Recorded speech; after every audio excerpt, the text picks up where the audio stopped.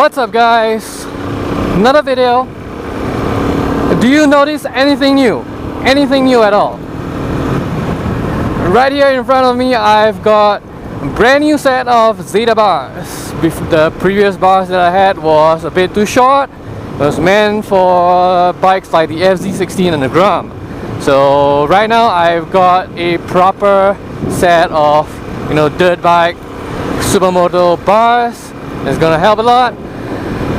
Anyway, where did I get this? Sidetrack the topic a bit. Basically, for the past few, half a year, I've been complaining about how my bike was really hard to start. It was really problematic, and the throttle was pretty choppy, and my DRZ, it definitely could go a lot faster, but it was struggling to go higher than 100 kilometers per hour. You could hear the bike totally struggling. It was wheezing, it was vibrating. I could feel as if my DRZ would explode if I tried to push it further than 110. I went to two workshops basically, and they couldn't figure out what the hell was wrong with my bike in general. And it was not until I brought it to Raptor Motorsports in Bukit Batok that is run by this guy called Angelo, and he managed to figure out what's wrong with the bike.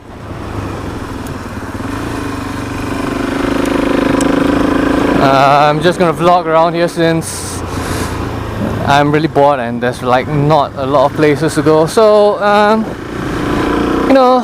he took the bike and he sat down, and then we dismantled everything and looked at it. So it was really an issue with the valves not being in spec, so I had to do an adjustment, and a lot of things. So maybe I'll pull over here and talk a bit about it.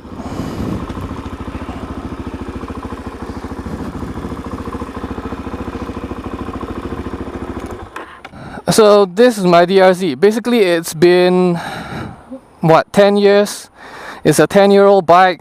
It's a 2007 model, actually made in 2006, but it's about 10 years. So as any old bike goes, problems are bound to happen, and for the past few months, probably 6 months back, I've always said that this bike, there's something wrong with it. I had to go and get it checked. So I spent so much money on several workshops until I met Angelo from Raptor Motorsports, that I heard through the internet and friends in general.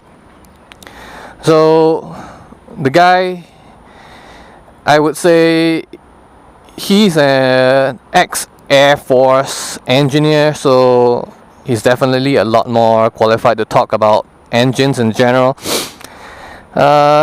What we did, he took apart the top of the bike, did a compression test. It was 100 psi when I brought it in. After that, he identified that most likely culprit for the hard starting and the jerkiness was most likely carburetor settings. So took apart the carburetor, and the best thing about it is that he sat down with me. He just laid down the cloth, put the carburetor down, dismantled the damn thing, and as he's working on it, he will explain to me, with me watching him do it on the floor. We are just sitting down in front of the workshop, and he'll adjust. So basically, I didn't know about it. I thought the carburetor was fully stopped. Turns out that the previous owner had given the carburetor a JD jetting kit, and that's what's causing the bike to surge. And the other thing was the previous workshop that the throttle housing broke once, and the workshop that I sent it to fix that didn't set up the throttle properly, so it couldn't fully open, and that's one thing, and that's why, you know, the bike would struggle to go above 110, and power in general was pretty fucking jerky. It wasn't smooth at all. And the other thing was, I am pretty sure the valves were not adjusted. They were not cleared for years. One intake, one exhaust was out of spec totally, and I had to get it done. You see over here, I have brand new coolant hoses, radiator hoses. I'm pretty sure those were 10 years old as well, so I had them changed. Of course, the new handlebars, because I remember I dropped the bike before and I had to use some of my own backup bars because I couldn't afford it. But you know, since I was there, I bought a brand new pair of Zeta bars, which makes the bike, you know, handle a lot better right now. So what did this all cost me? 710. You know, mostly from the valve clearance, compression test, and the carburetor rejetting hose, and of course the cost of the handlebars. But there's a reason why I like to recommend this particular workshop, Raptor Motorsports in Bukit Batok, to all my friends that are DRZ owners, is because he does a lot of things that, you know, quality of life things. First thing was, okay, my IU is set up in the traditional manner. It's connected to the battery directly, of course. So if you leave it without disconnecting the IU from the battery, if you're gonna go for a 2 or 3 week holiday, you're gonna come back with dead battery. So what they did for me was they tied the IU to the ignition instead, so it only turns on when my ignition key is in and turn on. They tidied up the cables and hoses inside my bike, which was a total clusterfuck.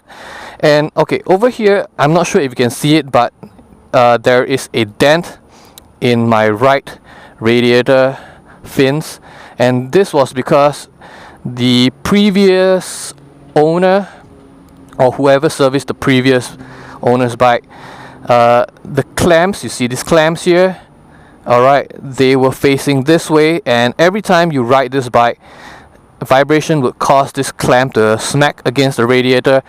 And that was one thing that Angelo talked to me about and said it was an issue. So when reinstalling these new hoses, he made sure that the clamps are facing away and not smacking against the radiator, or else I could have leaked radiator fluid all over my engine and it would be a bad day. So I've got bird shit on my back. I've got to clean that fucking thing later. Alright, anyway, some other things that was done for free. He went through the bike, found that, you know, the shifter was loose, tightened it up for me without talking about it. And okay, all DRZ owners should know this, that if you see this thing over here, this is a slider, but most people don't know that underneath the chain guard here, there's also another black one. Alright, another slider over there. This is supposed to prevent the chain from smacking against the guard, and that was missing. I didn't even know about that particular piece of equipment that's supposed to be on the DRZ until he pointed it out to me. And I mean, of course I did pay for that as well, but at least, you know, he pointed it out and I managed to, you know, just get it fixed while I was there, which is, I think, pretty important, or else it will be leaving scratches on both the guard and the chain, because metal on metal is not a good thing. Basically, as far as, you know, starting the bike is concerned, it starts without a problem. It doesn't eliminate some of the issues with this bike. I have an issue with petrol feeding. So if I were to turn it on and leave it on the side stand and try and start the bike, yeah, it struggles to start. But if I were to lean it over to this side,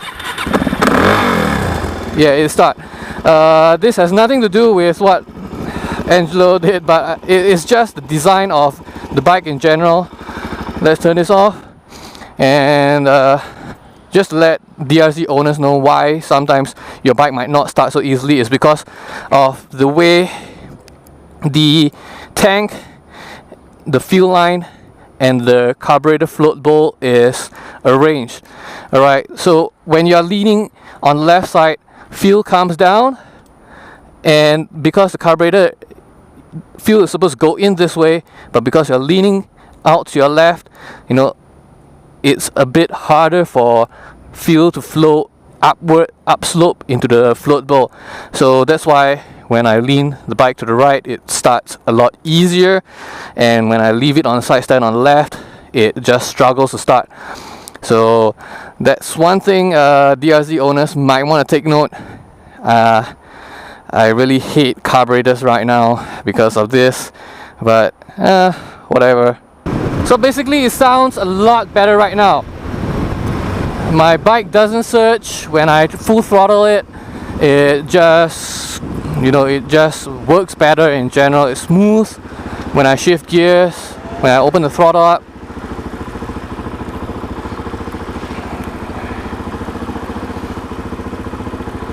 Hey, come on, hold your brakes, hold your brakes.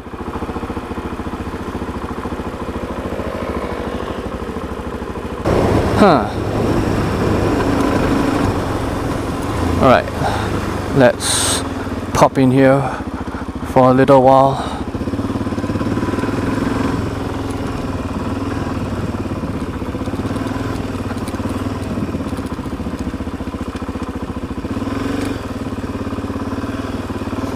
Oh.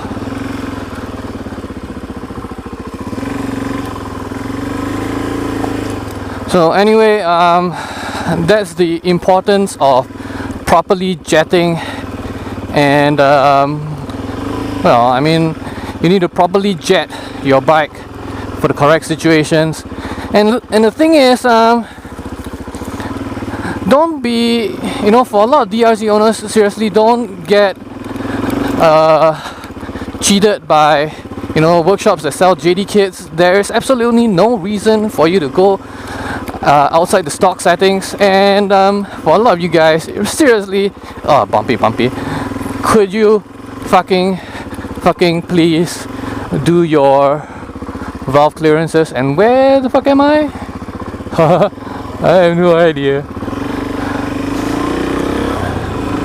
Yeah, like I was saying, please do your fucking valve clearances, you know, at least once a year. It's very, very important, so that, you know, you don't damage your engine in the long run. These are all preventive measures. Wow, why is there nobody here? I think this is a brand new road. Yes, I think it's a brand new road. I am not supposed to be here.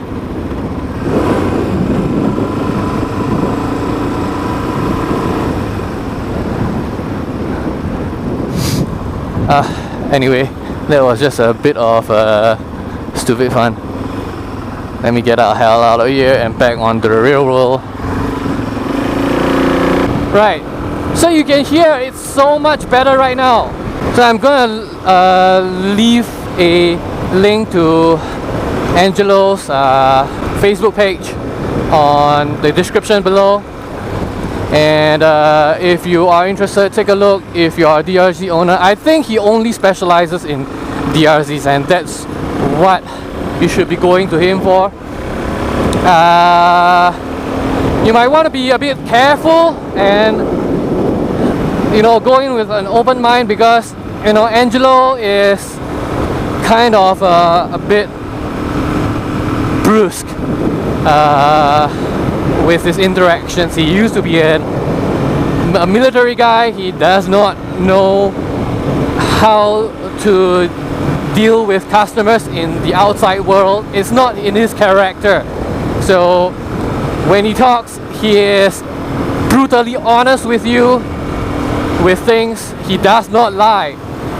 and he does not cherry pick his words. So, you know, if you are gonna be very offended by minor stuff, you might not want to go to him.